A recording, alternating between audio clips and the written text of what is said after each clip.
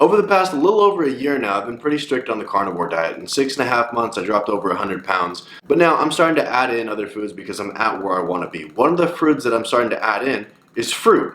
In the beginning, I was really super strict carnivore, and I didn't have a piece of fruit for like 6 or 8 months, something crazy like that. I used to eat bananas and apples and stuff just kind of as a snack whenever I felt like it. But over the course of the last couple months, I've really started to incorporate fruit back into my daily kind of routine. Now, I know a lot of carnivore experts say, oh, don't go back to fruit. Don't eat this, just eat meat, just eat meat. Well, you know what? I'm just not one to really agree with them too much on that. This right here, a banana, oh, I eat 2 of these in the morning before I go work out, and I feel great. Banana's pretty high in carbs, banana's pretty high in sugar, but it's the sugar that you want. It's a natural sugar. It's not the processed mumbo jumbo. It's a natural occurring thing that comes from nature, and I think you need to eat as natural as possible. So I'll eat a banana just like this, or I'll put it in a blueberry banana smoothie. I'll eat tangerines, pineapples, apples, avocados, a lot of different just fruit. So yeah, I'm starting to eat bananas again, I'm starting to eat fruit again, and you know what? It's pretty good. I'm more or less kind of following what Paul Saladino says, and you know, it's really animal-based. Animal-based, I eat over 1 pound of beef a day, sometimes 2 pounds, and I start to incorporate things like this. You know what? It's good. Now, a couple things with this. Fruit digests differently, and you have to understand how, you know, combining foods is a thing. Fruit digests very quickly, so you want to eat it by itself. That's actually something I got from Tom Brady's book, the TB12 diet. What you don't want to do is eat a bunch of fruit and go eat a bunch of beef right away. What you don't want to do is eat a bunch of fruit and then, God forbid, go have a bunch of carbs right away, because it digests differently, and now you're going to upset your stomach. If you think about it, 10,000 years ago, our DNA is only 1% different. The caveman sit down with a whole bunch of different things. They have a little bit of pasta here, some beef or woolly mammoth over here, and then some fruit on their plate. No, they just ate what they could in that moment. So combining foods is not a really good idea. You eat fruit with fruit. You eat beef with beef. You eat carbs, if you're going to eat them, by themselves. And guess what? Your body's not going to go, hey, what is all this stuff that you're trying to throw into me? And I know some people will say, hey, plants are trying to kill us. Plants are trying to kill us. I'm not going to die on that hill. I don't really subscribe to that way of thinking. Now, is there some things that are not the best for you? I'm not going to be one to eat spinach. I'm not one to eat kale. It's really high in oxalates. A lot of you know that. So I stay away from those kinds of things. But you have to listen to what nature gives you. Okay? If you think about it. Okay, banana plant. Banana plant. What is a plant's number one thing to do in its life? Number one is to survive. What's the second thing? To proliferate. To be able to expand its, DNA, to be able to grow somewhere else, to be able to have offspring. And how does a banana do that? How does an apple do that? Well, there's little seeds inside your bananas, there's little seeds inside your oranges, there's little seeds inside your apples that's saying, hey, we're going to produce this fruit, and we hope something eats it and then poops it out, and that poop composts down, and it's a nutrient dense little haven for that seed to grow up and hopefully spread its DNA that way. So when you look at a banana, monkey come eat banana. Monkey eat banana, monkey happy. A couple hours later, monkey go poop 1.5 miles away.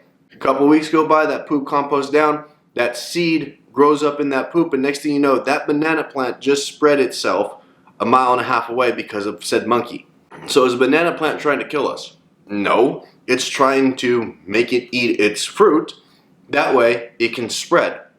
A lot of seeds out there, a lot of seeds actually have to go through what they call a scarification process. Now, what does that mean? It means that the seeds need to have the outer coating or something happen to where it scars it, it scratches it, to where that's the only way it's going to grow up. So if, I don't know about bananas, I don't know too much about them, but a lot of seeds do that to where, okay, how does it get that scarring? How does it get that scratching? When you eat a piece of fruit or whatever, your teeth might scratch that seed to where it scars it. Another way that happens is when you digest it and the hydrochloric acid comes out, that hydrochloric acid will take off that coating, or it will scar it that way. And then when it comes out, guess what? that seed's ready to grow.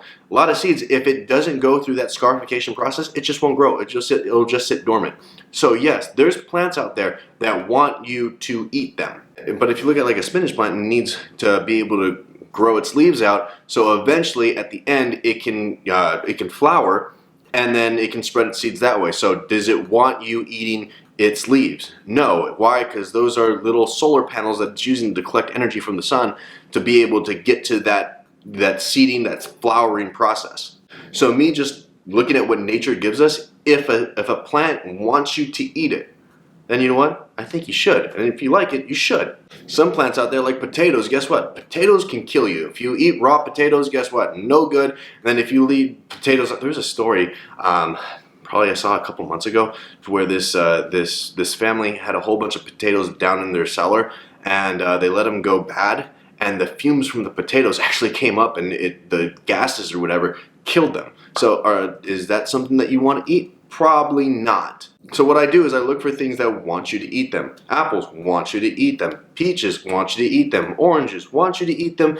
Lemons, anything with that you're eating the actual seed from. Now, do you want to eat apple seeds? No, because there's a whole bunch of arsenic and stuff in there, but you know what? You spit them out and you throw them out. Guess what? It wants you to eat them because it's spreading its seeds. I don't know how many times I've had a bag full of cherries and I eat the cherry, toss the seed out, and guess what? It spreads that way. So things that want you to eat it so it can spread. So that's my way of thinking. That's taking what nature gives us and utilizing it to the best of our abilities. And hey, bananas taste good. They make me feel good. They give me a little bit of energy, give me a little bit of a boost.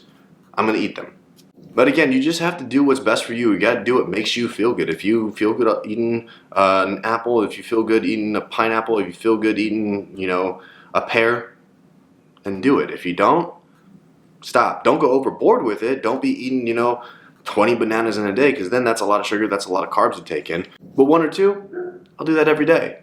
And that's a big reason why I've set up my farm the way I have. I've sectioned out 2,000 feet to where it's all going to be fruit trees. It's all going to be, berries. It's going to be blackberries, blueberries, strawberries, the whole 9 yards, because I want to be able to eat as much from my land as possible. I can do so already with all my cows.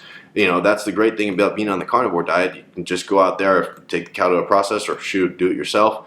Guess what? You have all the beef that you need. Trying to create an orchard takes away any of the sprays and all the GMOs and all the nonsense that is put on these. And if you want to see how I'm setting up the farm and how I'm running the farm here, guess what? I have another channel. It's called Against the Grain Farming. I'll put a link to it right now. And go subscribe to that, and you can see kind of a everyday or day-to-day kind of vlog style of how I'm running this place and what I'm doing, to where hopefully I can get as close to 100% eating from my land as possible. And if you want to see more tips and tricks how I lost 100 pounds going basically 100% carnivore, hit that subscribe button down below, ring the notification bell so you get notified when we put up new videos. Hit the like button, because it really helps us with the YouTube algorithm and gets it out to more people, and I think more people need to know about this, so that does really help. And hopefully we'll see you again soon, alright?